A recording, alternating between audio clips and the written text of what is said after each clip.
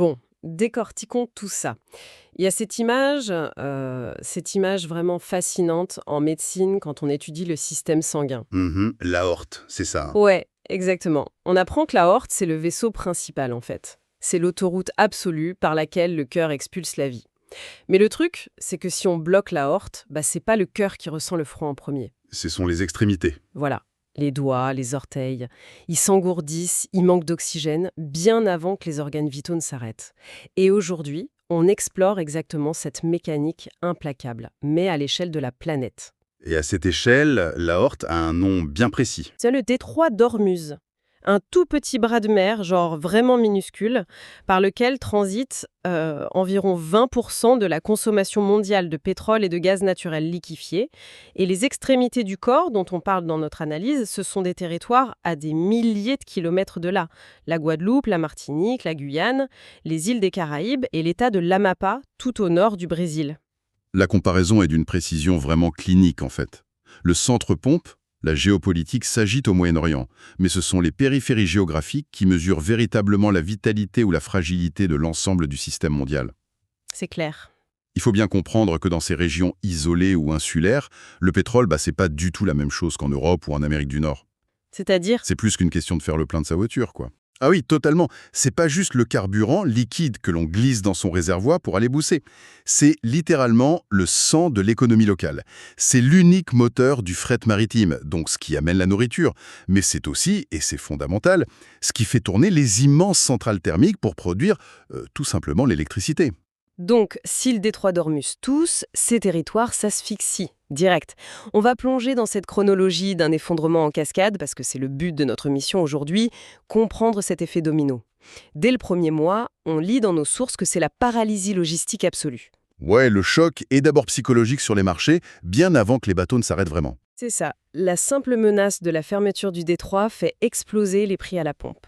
Dans les Antilles et en Guyane, les prix sont réglementés par l'État, donc on a des révisions administratives assez brusques.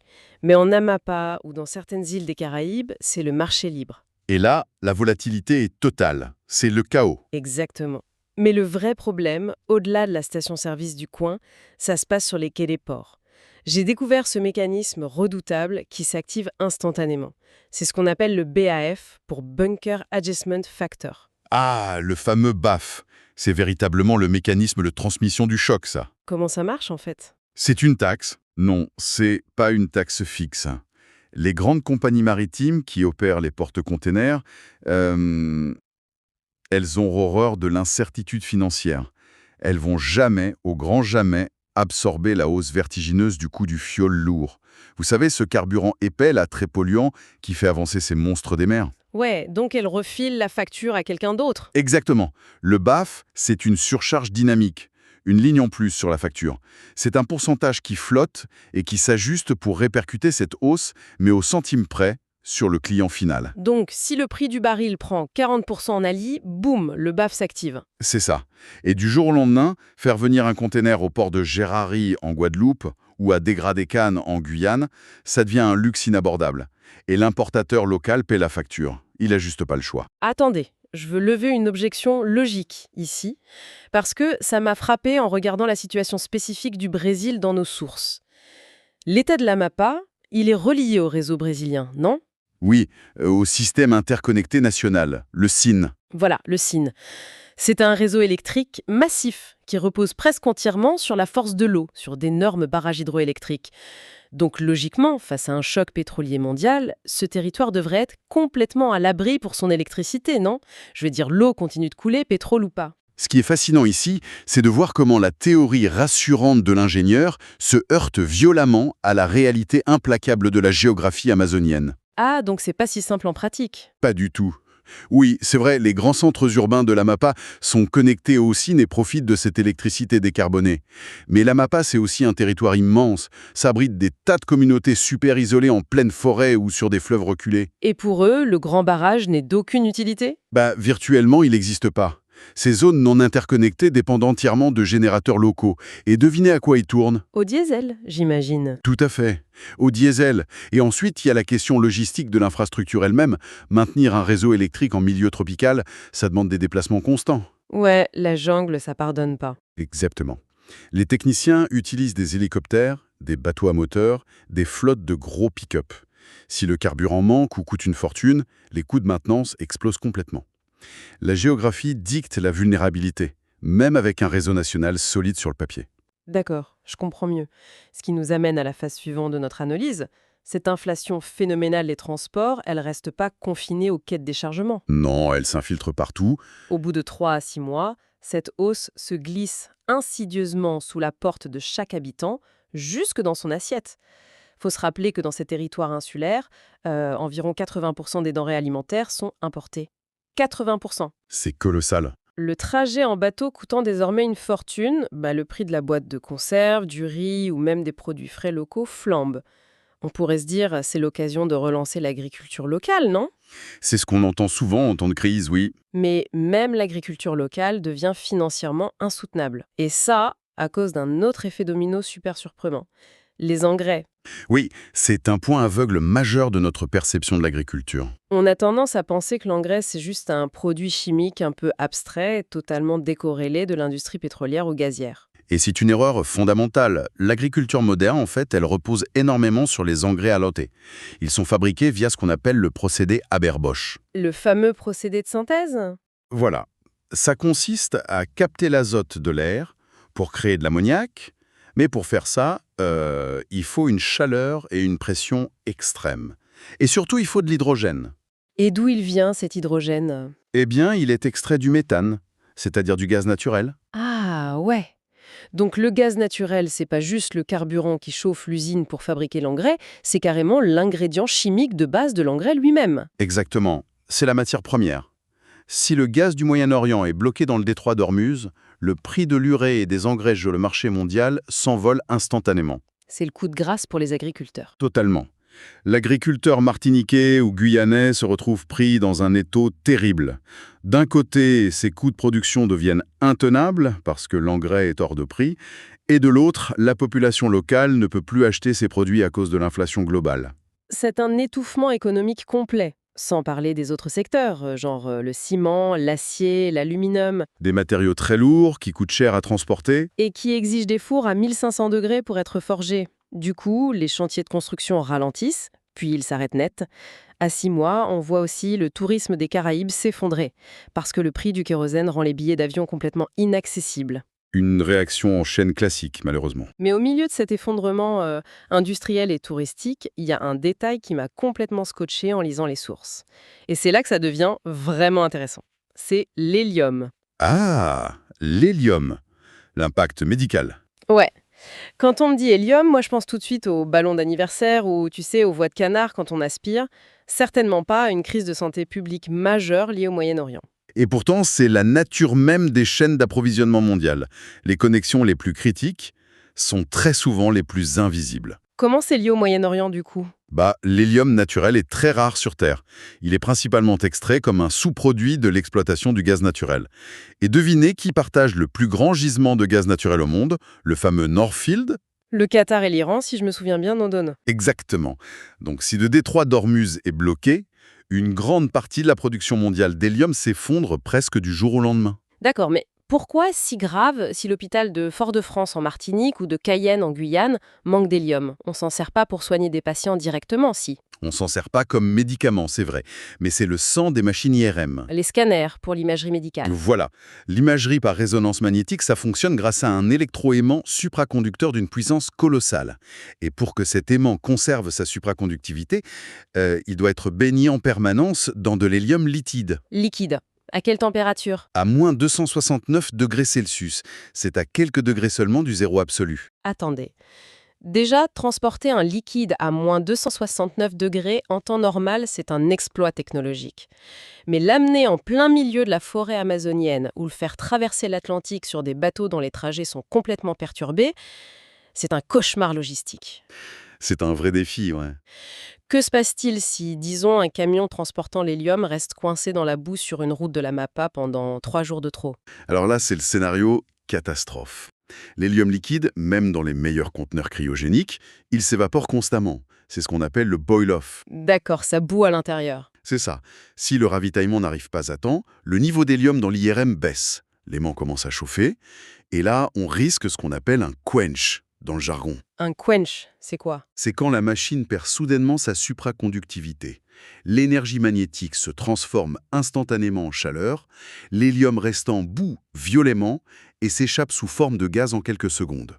Waouh, ça a l'air super dangereux. Ça l'est. Et surtout, ça détruit potentiellement une machine qui coûte plusieurs millions d'euros. Les centres hospitaliers en Guadeloupe ou en Guyane se retrouvent donc face à une angoisse absolue. Maintenir leurs IRM en vie devient une prouesse opérationnelle et financière ruineuse. C'est terrifiant quand on y pense, hein. Et donc, il arrive un moment, on le voit vers 12 mois de blocage, où les subventions de l'État et les petites rustines d'urgence ne suffisent plus du tout. On atteint un vrai point de bascule. C'est ça, on fait face à un ultimatum. La logique d'urgence laisse place à une logique de mutation structurelle. J'ai pensé à une comparaison en lisant ça. C'est l'équivalent d'un équipage de bateau de croisière qui réalise que le navire coule à pic et qui se met à souder un canot de sauvetage de haute technologie avec les métaux trouvés à bord sous la pluie battante de la tempête. L'analogie est très parlante. On n'a plus le choix. Voilà.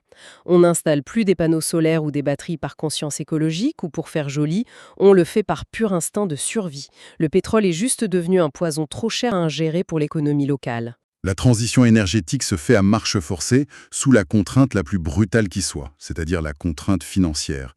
Mais si on relie cela à une vue d'ensemble, cette mutation s'accompagne d'un paradoxe géopolitique vertigineux dans la région.